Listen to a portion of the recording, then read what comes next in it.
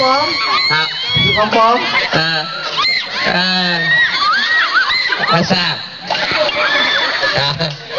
งานมาจากไหนมาจากไหนโอเคโอ้มาไหนอาจารย์สมรักไปไหนล่ะไม่สบายเขาบอกให้ไปรับแล้วบอกไม่สบายรถจอดตรงไหนจอดตรงเงินแล้วเมื่อกี้มาไงก็โทรศัพท์บอกว่าอยู่นี่สี่ส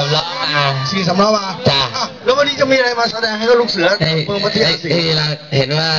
ที่นานมาที่ก็เลยมาแจกด้วยขอบคุณรู้จักท่านประธานก่อนรู้จักท่านรองเด็กครับ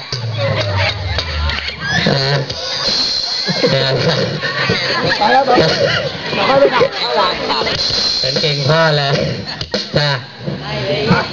ฮะคือมานานอะไรนะ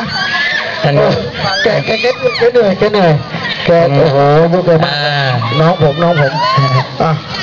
หิวนมจ้าเอาเลยหิวนมเอามาป่ะเอามาป่ะน้องไม่ได้เอามาแล้วเอาอะไรมาถัง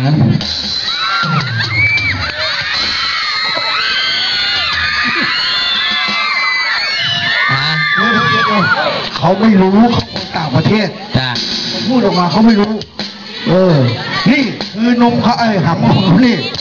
อันนี้เป็นขอวิเศษเหรอจ้าโอ้โหโดนไทยทำไมโดนไทยแล้วเต้นชิบหายไปหมดเลยจ้าทดสอบ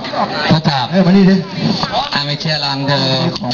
เขาบอกว่าโดนไม่น่าดูเลยจริงใครโดนแล้วเต้นทุกคนเลยดูวันนั้นไปที่โรงเรียนผอ.ไปทำ6รถผอ.เต้นแล้วก็โปงขาดเลยจ้าลองเคยเต้นป่ะไม่เคยใครไม่เคยใครไม่เคยของวิเศษ